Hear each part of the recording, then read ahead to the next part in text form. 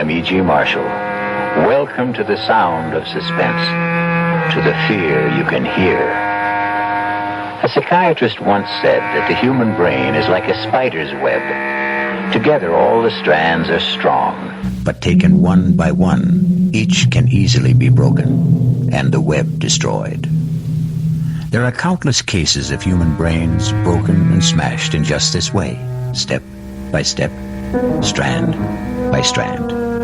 And I can't help wondering, is this what happened to young Jennifer Brady? Please, officer, I'm not out of my mind. I didn't say you were. No, but everybody else does, and I'm not. I'm not. I don't mean you're off crazy because you had a bad dream. It was no dream. It happened. I tell you, it happened. No, ma'am, it didn't. You see, it couldn't have. A thing like that to happen.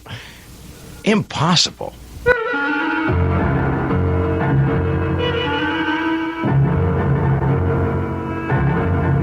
Our mystery drama, Honeymoon with Death, was written especially for the Radio Mystery Theater by George Lothar and stars Lois Nettleton.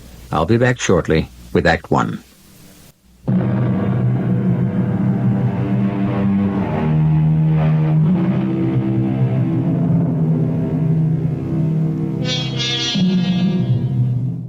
What makes Jennifer Brady think she's going out of her mind? What strange thing happened that couldn't have happened? Perhaps we can find out together. It was a wonderful honeymoon, Howard. I can't tell you how much I enjoyed it. Adored it. But you know something? Howard, you know something? What, Jennifer, what? It's wonderful to be back home. These last 10 days driving back from San Francisco, I kept thinking, when, oh, when will I be back in my own bedroom, in my own bed, in my own little old New York brownstone house? Oh, I shouldn't have said that, should I? What? Said what, Jennifer? Am I bothering you with all my chatter, Howard? Bothering me? How could you possibly bother me, sweetheart? I'm just trying to catch up with all that mail Margaret left on the living room table. Oh, hey, I haven't seen that negligee before. I saved it for our homecoming night. Like? I can see a whole month of honeymooning hasn't changed you a bit. When I've got a bride as beautiful and sexy as you, our whole life is going to be a honeymoon. Now, tell me, what was it you shouldn't have said? What? Oh, I've forgotten. Or something about your own little old New York brownstone house. Oh, well, what I meant, it's not just mine anymore. It's yours now, too. And your sister Maggie's. You both inherited this old brownstone from your father. Though I must say I think that we, have the better of the bargain. What do you mean? I much prefer this top floor apartment, don't you? Oh, yes. Luckily, Maggie always preferred the downstairs part. No climbing stairs. Well, stairs won't bother me. I'll take them 2, 3 at a time, knowing that you're waiting at the top of them. Oh, darling. Well, you better finish brushing your hair. I'll finish that mail in the living room. Howard? Yes? About the car. What about it? You think it's safe parked out in the street? One night won't hurt. I'd feel awful if anything happened to it. You know, sometimes on our honeymoon trip I couldn't help wondering which you loved more, your new car or me. Oh, well, I guess one night in the street is safe enough. You can find a garage tomorrow. Howard, you locked the car. You have the keys, haven't you? Howard? Howard, can't you hear me? I asked you... Howard! Oh, my God! Maggie! Maggie, oh, my God! Maggie, come up here! Howard's been murdered! Maggie, Howard's dead! He's got a knife sticking out of his chest and blood! Maggie! Maggie, where are you? Maggie, help me! Help me! Maggie! Where is she? Where is she?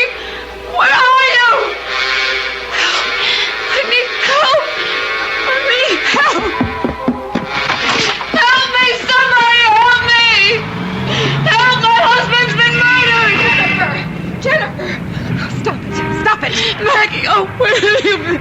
What are you doing? Come back into the house out in the street like this in your nightgown. Scream! Maggie, it's Howard! Jennifer, come back into the house. You're going to have your attacks. No, Howard. He's dead. He's up there sitting in a chair with a knife in his chest. Jennifer, please, now stop it. Stop it. Come back in now. Come on. Come on. I'll phone Dr. Sullivan. I don't need Dr. Sullivan, I tell you, Howard. Howard! All right, now. Hope the neighbors haven't heard or seen anything. Now, look, Jen. You sit here on the couch and try to hold on. I'll phone Dr. Sullivan. Maggie! Howard is dead. He's up there in our apartment. Dead. Jennifer, please, now try to control yourself. There's no one named Howard here. What do you mean? No one named Howard? You know Howard Lansing, my husband, the man I've been on a honeymoon with for a whole month and home just a few hours ago. And stop looking at me like that. All right. All right. Now, look, Jennifer, I'll tell you what I'm going to do. I'll go upstairs, and I'll see if anybody's there. Howard's there. All right, all right. If this Howard is there, and if he's dead, then I'll phone the police. All right? Yes. But if he isn't, then I'm going to phone Dr. Sullivan, have him come right over. Now, that agreed? What's that? That's just the front door bell, Jennifer.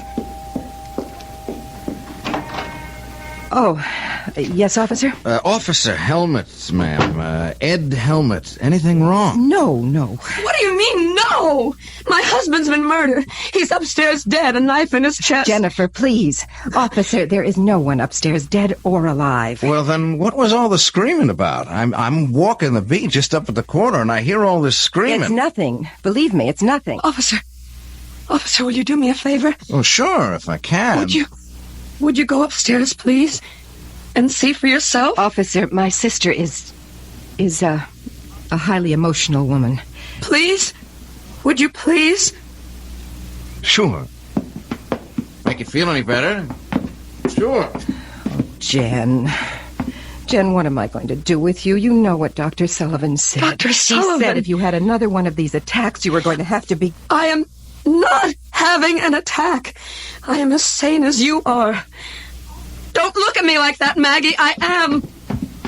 Well, officer? Well, there's nobody up there, ma'am. Nobody. But there is somebody. My husband, Howard. He's sitting in a chair with a knife in his chest, blood all over. No, ma'am. But that's impossible. Impossible, I tell you. It's impossible. I couldn't. Maybe you want to see for yourself, huh? I'll go up with you. Officer, thank you very much, but there's no need. I do want to see for myself, will you? Sure. I'll come with you. Well, no, on second thought, what's the use? I mean, I'm really very tired of this sort of thing. What sort of thing? Never mind, officer. Just, you go ahead. Now, is this the room where you, thought that, Huh?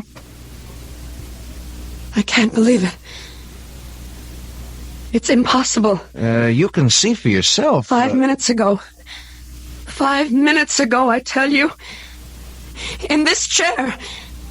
He was sitting back in this chair, and there was a knife sticking out of his chest. The mail was scattered all over the floor. Mail? We'd just come back from our honeymoon. We'd only been in the house a few hours, and Maggie had left all the mail that had collected for a month on the table, on this table. Well, you can see, ma'am, no mail. And blood. There was blood on the carpet, some on the mail. Well, no mail, no blood. You don't mind me saying so. I think you... Well, maybe you had a dream, a nightmare, huh? Please. I'm not out of my mind. I didn't say you were. No, but everybody else does, and I'm not. I'm not. It don't mean you're off your out of your mind because you had a bad dream. It was no dream. It happened. I tell you, it happened. Howard was here in the living room reading the mail. I was talking to him from the bedroom. I had just taken a bath, and I was brushing my hair, and... Wait. I know. I hadn't emptied the tub. The water's still there. It must be. I'll show you. I don't understand it. Tub's bone dry, ma'am. Hasn't been used. Now, not tonight, anyway. His clothes. Howard's clothes. He'd empty his suitcases and put his clothes in the closet. Here's his suitcases, too. Just ladies' clothes. Yours, ma'am? Yes. Now, hey. Look, don't cry. Hey, look, this dream you had. It was no dream. Okay, so maybe you imagined... I didn't imagine anything. Do you imagine a husband? Do you imagine a month-long honeymoon? Do you imagine a man in a chair with a knife in his chest? Oh, I gotta admit, you'd have to have a darn strong imagination. But they tell me that's what artists got. Artists? Oh, you are an artist, aren't you? That painting there on the easel? Oh, that's just a hobby. I haven't touched that since I left on my honeymoon. No? What do you mean? How long does it take paint to dry? Oh, a day, thereabouts. Oh, this paint's still wet. Plenty wet. Look at my finger. Oh, now don't start crying again. A woman crying, it makes me feel awful. I'm sorry. Look, when you dreamed it or imagined it... I didn't. Yeah. I didn't. Yeah, well... I know I've had spells. Spells? What kind of spells? Oh, I've always been high-strung, nervous, you know.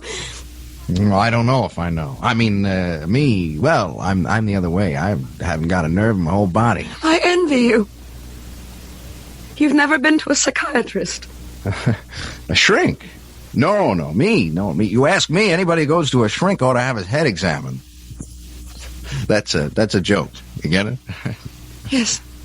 Well, then laugh a little bit. Come on, do you good. I can't. No, of course you can't. I'm sorry. I should have known better than to even try and make a joke. You go to a psychiatrist, huh? Yes. Not regularly. Sometimes. What times? Oh, when I sort of get all keyed up and start having crying spells and feeling so sad I could die. Well, what's to feel sad about? Chick like, excuse me, a pretty girl like you with everything in life to live for. What's to be sad? I don't know. Some people feel sad for no reason at all. They just suffer from depressions. Oh, excuse me? Oh, yes, ma'am? Jennifer, Dr. Sullivan is on his way over. I just phoned him. All right. And, officer, thank you very much for trying to help. Oh, not at all, ma'am. Not at all. Glad to do what I could. I'll show you out. Oh, that's okay. No. It's all right. I'll come with you. I'll be just a minute, Jen.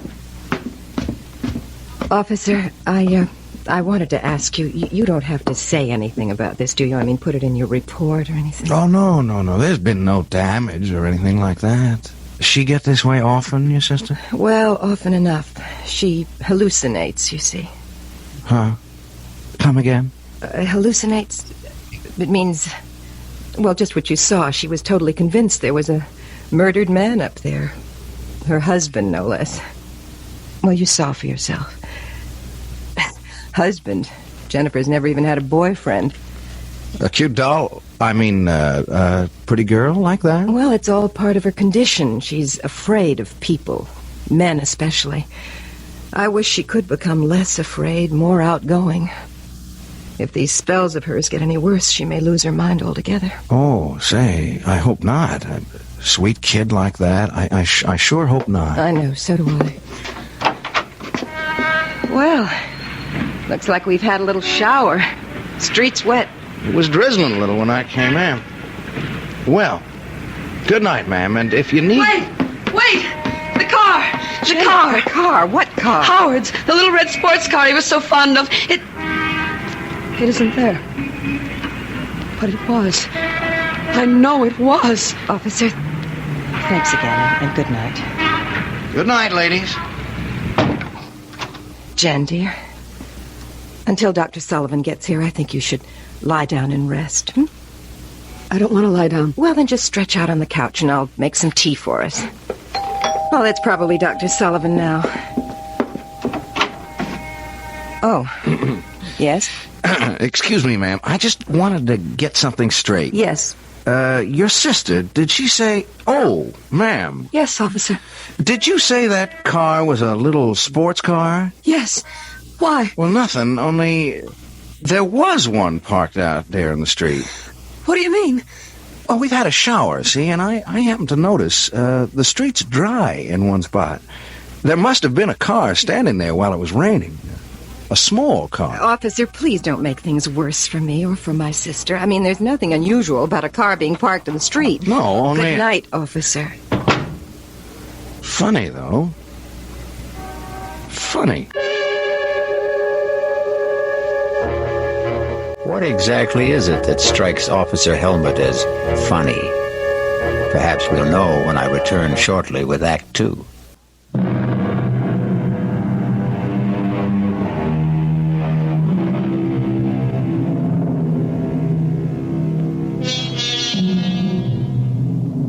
Has a horrible murder been done? Or is Jennifer Brady losing her mind? Did she find the body of her husband, Howard Lansing, seated in her living room with a knife in his chest? Or did she imagine the frightful scene? Is she married? Was there a honeymoon? Oh, here's young patrolman Ed Helmut at the front door of the brownstone house where Jennifer and her sister Maggie live. And it's the following morning.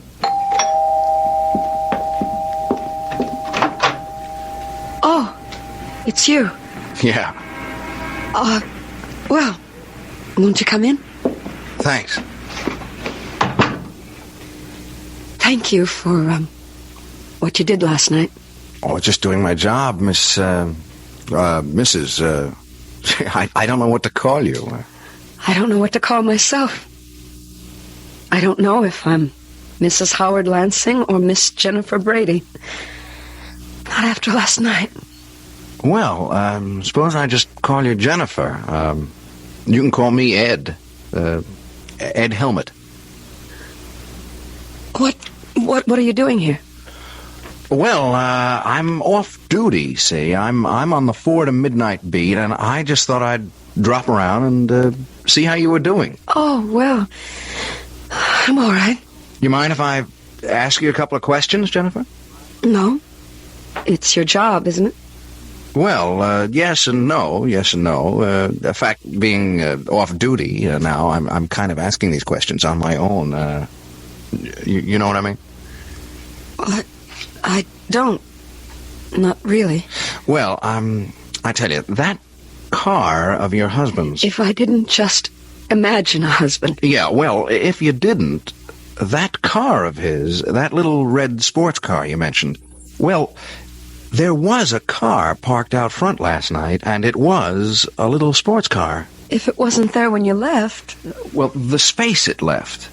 It rained, remember, while the car was standing at the curb? Oh, yes. So at least you were right about there being a car. I mean, you didn't dream that up. It could have been anyone's car, Maggie said. Oh, that's for sure. Still, though, it could have been a car belonging to a guy named Howard Lansing. Couldn't it? Couldn't it? Why are you doing this? Come again? Well, you know that I'm not well. That all my life I've had nervous problems. That oh, I can't believe it, but I must have dreamed it all up. Howard Lansing, marrying him, going on a honeymoon across country and back, coming home last night, finding him murdered. I must have imagined it all. Maggie says I did. Dr. Sullivan says I did. So why are you... You know something? I don't know. Maybe it's because, Well, what? I kind of like you, and, me, I didn't get much sleep either last night, thinking about this whole thing, thinking about you, and, I'm kind of wishing I could straighten things out for you. That's very sweet of you, officer. But... Call me Ed. Ed? It's sweet of you. But you're wasting your time. I'm mentally... Oh, come on now, don't cry. You had a bad dream, that's all. A nightmare. Oh, it was more than that, much more than that. When you dream something, you wake up and you know it was a dream. I'm still living it. I remember the ceremony, the hotels we stayed at, the things we did. Even Howard constantly fussing with his new car. Yeah, there's that car again. What do you mean, fussing with it? Oh, just that he was always polishing it, checking this and that. Fussing, that's all. And you remember all about the ceremony and the hotels and like that? It's all as vivid as if it had actually happened. Tell me about the wedding. Who married you? Nobody married me, Ed. I imagined... Okay. So where did you imagine you got married? A little town in Jersey. By a justice of the peace. What little town? What JP? I don't know. It was night and we just pulled off the Garden State Parkway. Howard had said he knew a place, a justice of the peace. Okay. What about hotels? Well... I remember we stayed at the Ambassador in Chicago and the Statler in St. Louis, the Beverly in Los Angeles, and... Oh, that you, Maggie? Yes, Jen. Well, any calls? Oh. Hello, Miss Brady. Aren't you the policeman who was here last night? Yeah, that's right. You're wondering what I'm doing here now, huh? Well, yes, I am. I just dropped in to see how Jen was doing, that's all. Jen? Excuse me, Miss Brady. I was never much for being formal. Yes, obviously. Have you been here long? No, 10 minutes or so. Well, I don't mean to hurry you, officer, but Jennifer and I have an appointment in 1 hour with her psychiatrist, Dr. Sullivan. Say, would that be Dr. Martin Sullivan on Park Avenue? No, Dr. Arnold Sullivan on East 82nd. Oh. You seem terribly interested in Jennifer's psychiatrist. Me? Oh, no. I just ask a lot of questions. I trained myself. You trained yourself? You're going to laugh. I know you're going to laugh, but would you believe I want to be a detective someday? Of course I'd believe it. Why shouldn't I? Ask my sergeant. He thinks I'm something else wanting to be a detective. Laughs himself silly. Well, I certainly wouldn't laugh. I think it's commendable. You think I could make a detective? Of course you could. Well, say, that's a real shot in the arm. I mean, someone like you thinking that someone like me was just a cop and new on the force at that. As I said, officer, I don't like to hurry you, but I'm going, Miss Brady. Going right now. Nice seeing you again, Jen. I'll show you out. No, that's okay. Some detective I'd make if I couldn't find the front door. Well, why, Jennifer, would you answer that, please? Of course. Oh, my God. Jennifer? What is it? Help me. Oh, my God, Maggie. Ed, help me. What? He's there. At the front door, he's there. Howard. Oh, I'm sorry. Is something... What's all the trouble? You were dead. Murdered. What? Last night after we got home from our honeymoon, I found you in your chair, stabbed to death. Last night, honey, Maggie, what is this? Jen's having another one of her spells, Howard, that's all. Oh, I see. What do you mean, you see? You see what? What, just... Excuse me, who are you? My name is Ed Helmut, Officer Ed Helmut. I'm a cop. A cop? Howard, I'll explain later what went on here last night. I don't understand this. I don't understand it. You're talking to Howard as if nothing had happened. Jennifer, nothing did. He exists. He's standing right here. He exists. And last night you acted as if you'd never heard of him, as if there was no such person as Howard Lansing. Darling, I don't remember. You did. Jennifer, stop it. Now stop it. Control yourself. Officer, You were leaving. There's some questions I better get the answers to Officer, first. this is a private matter. It's a family affair. Well, now that depends on how you look at it. Are you Howard Lansing? Of course I'm Howard Lansing. Why do you ask such a question? Howard, Jen had one of her mental lapses last night. She imagined that you and she were married. We were. And that you'd just come back from your honeymoon. Oh, good Lord. And then during this hallucination, she thought she had found you with a knife in your chest, dead. Oh, no, poor little Jenny. She ran screaming into the street. Luckily, I got her back into the house before she caused a disturbance, although this officer did hear the screams and came to investigate. Well, did you call Dr. Sullivan? Of course I did. He came over, but there wasn't much he could do except order some new sleeping pills. We're seeing him in his office at 11 this morning. Just one more question, Mr. Lansing. Yes?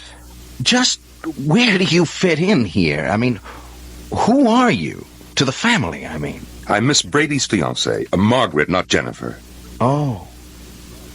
I see. No, I'm afraid you don't see. Not all of it.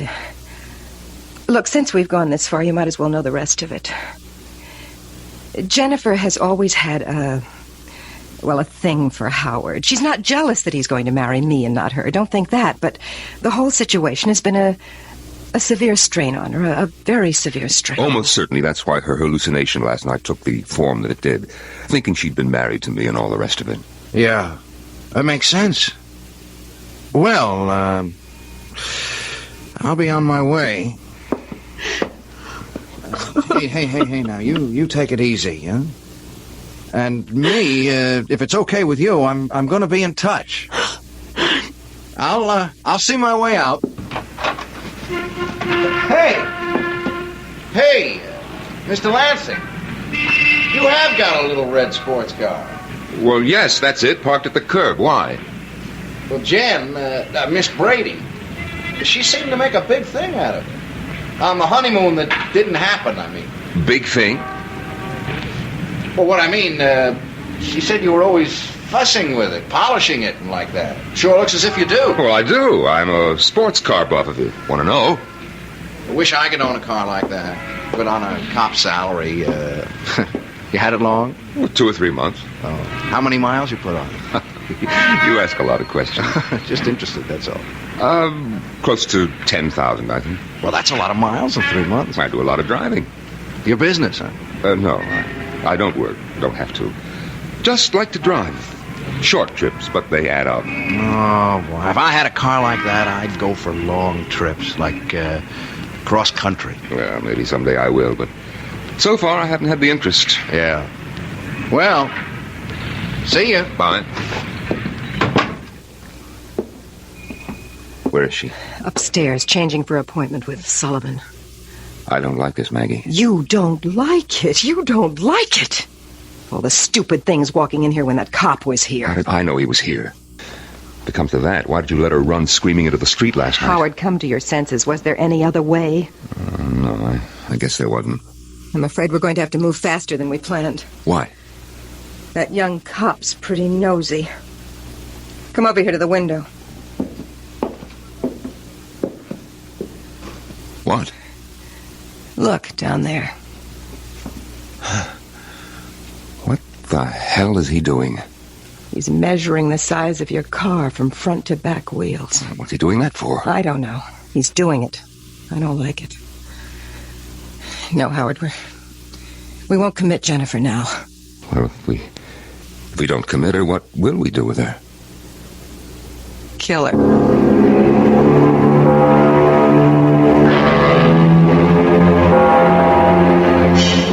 Clearly, Maggie and Howard faked his murder.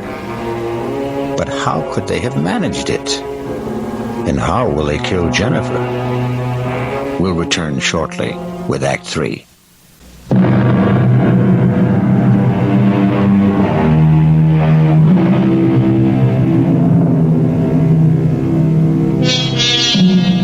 Were you as shocked as I to discover that Howard Lansing is very much alive? I can't fathom it. Can you? No more than, 10 minutes could have passed between the time Jennifer saw him slumped in that chair with a knife in his chest, blood all over everything, and the time Officer Helmut entered the room to find no body, no blood, nothing to indicate that a murder had taken place.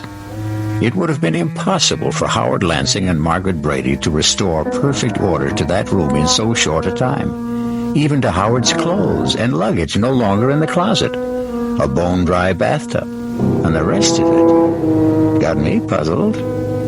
Well, we'll soon have the answer as we rejoin Maggie and Howard.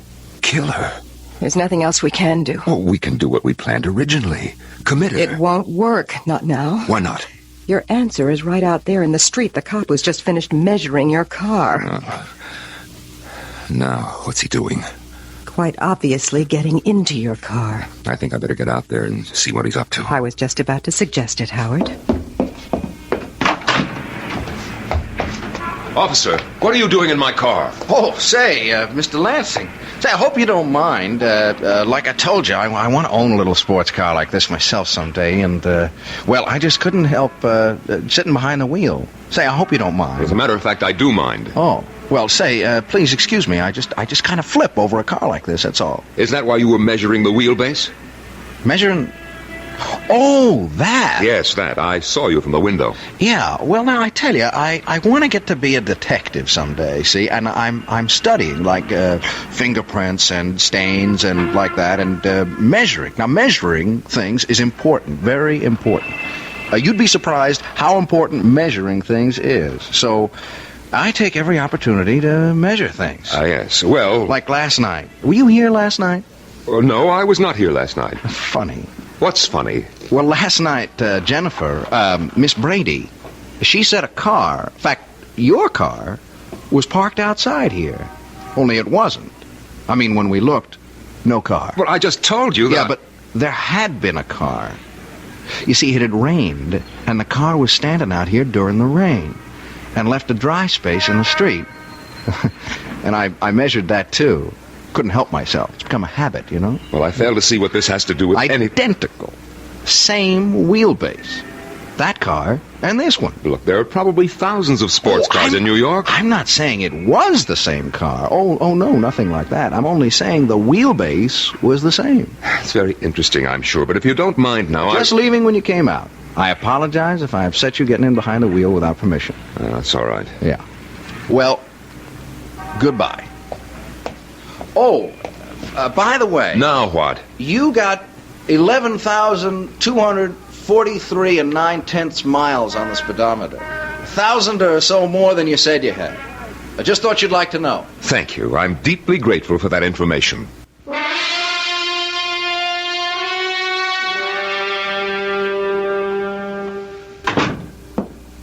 He is up to something, Maggie. What else is new? He checked the mileage on the car. What of it? Over 11,000 miles. I could easily have driven from here to L.A. and back, which I did. Mileage shows only how far a car went, not where. I'm not worried about your car. I'm worried about him nosing around. The quicker we kill Jennifer, the better. Now, look, I didn't bargain for anything like murder. Neither did I, but that's the way it is. How will you do it? How will we do it? Sleeping pills. An overdose, that's the simplest. When? Well, tonight. Why wait? Oh, Jennifer. Oh, ready for our appointment with Dr. Sullivan, I see. Yes. I'll just get my coat. Howard, Yes, Jennifer. I'm sorry if I've caused you any trouble. Oh, now... I'm losing my mind, Howard. I must be. Marrying you, our honeymoon trip across country, returning last night, finding you dead. It was all so real. So real. And yet it wasn't. It never happened. Howard, I just can't go on like this much longer. You won't, Jennifer. Believe me, you won't.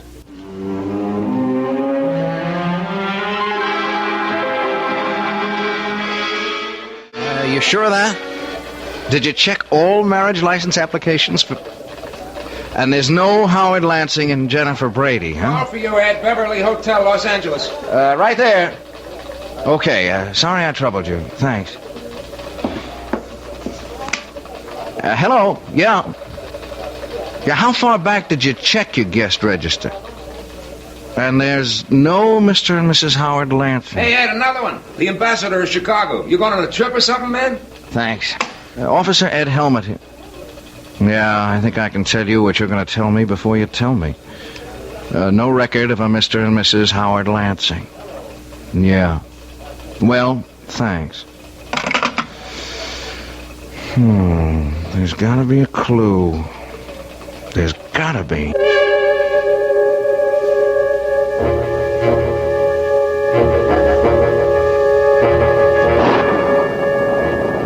Well, She's asleep. how many pills did you give her? Enough. What's the matter, Howard? Why that look on your face? I'm a murderer. I'm just beginning to realize it. I am a murderer. Not yet, Howard. She won't be dead for a while. How can you be so calm? You frighten me, Maggie. I've never seen this side of you before. You've got to be kidding. All the time we spent planning this. To commit her, not murder her. What's the difference? We're not doing all this for peanuts, you know.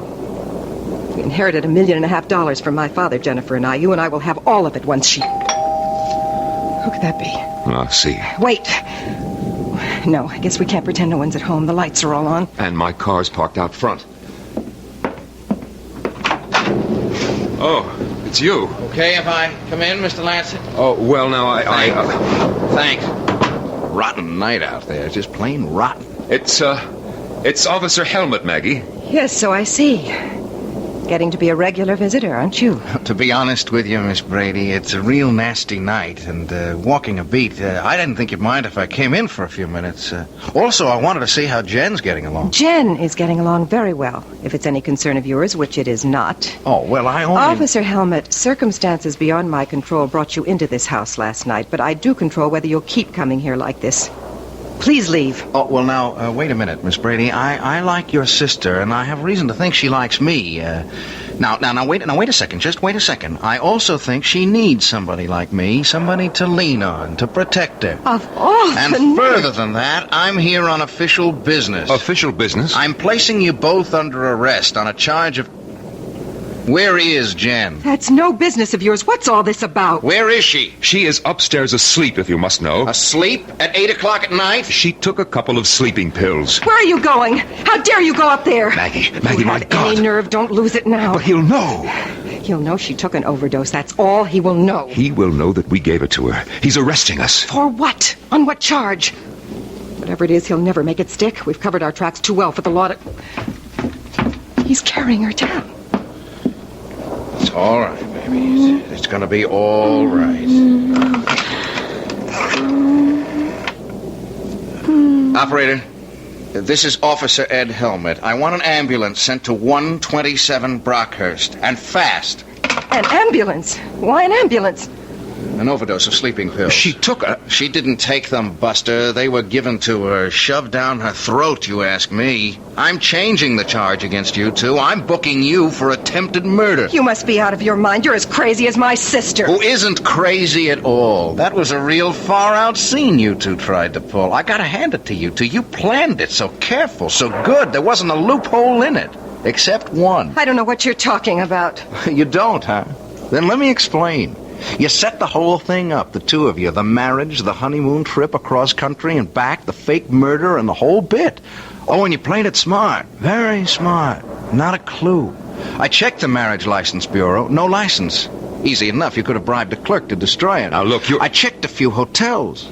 The big ones like the Ambassador, the Beverly in Los Angeles. No Mr. and Mrs. Howard Lansing listed. A piece of cake. When you registered, you gave a different name. You're making yourself look like a fool. What you're saying is you could find no evidence. Oh, but I did. One little clue that neither of you thought about. The car, Mr. Lansing. Your pretty little red sports car. I don't follow. You will. I told you I found that dry space out on the street last night because a car, a little sports car like yours, had been standing there during the rain. Well, it could have been anyone's car. Sure. Same size as yours.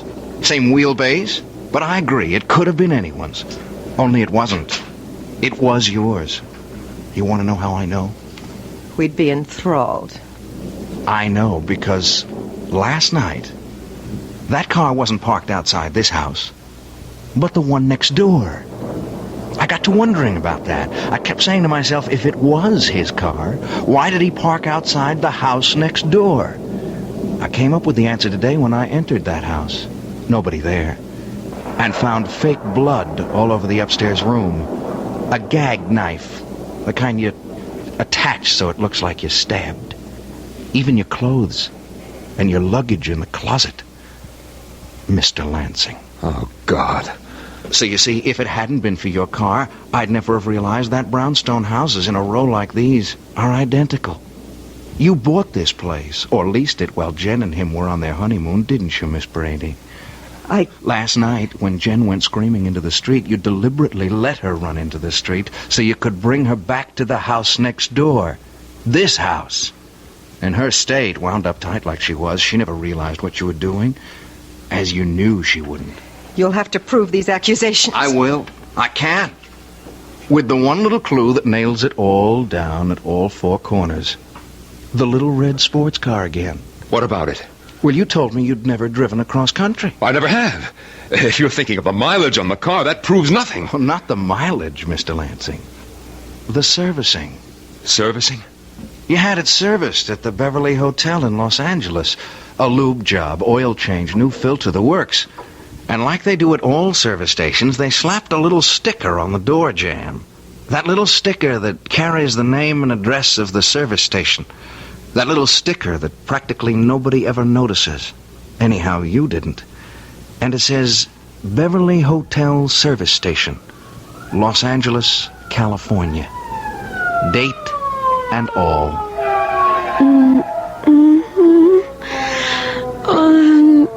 Easy, Jen. Easy. You're gonna be okay. From here on in, you're gonna be just fine.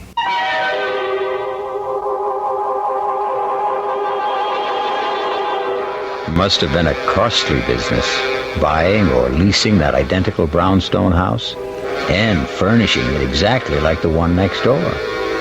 But then, Maggie had all the money in the world, or thought she did. I'll return shortly.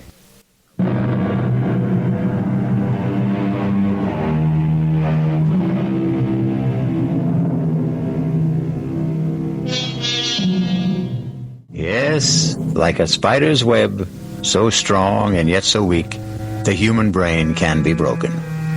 But happily, again, like the spider's web, it can be repaired, as good as new. Our cast included Lois Nettleton, Tony Roberts, Terry Keane, and Norman Rose. The entire production was under the direction of Hyman Brown. This is E.G. Marshall inviting you to return to our Mystery Theater for another adventure in the macabre. Until next time, pleasant dreams.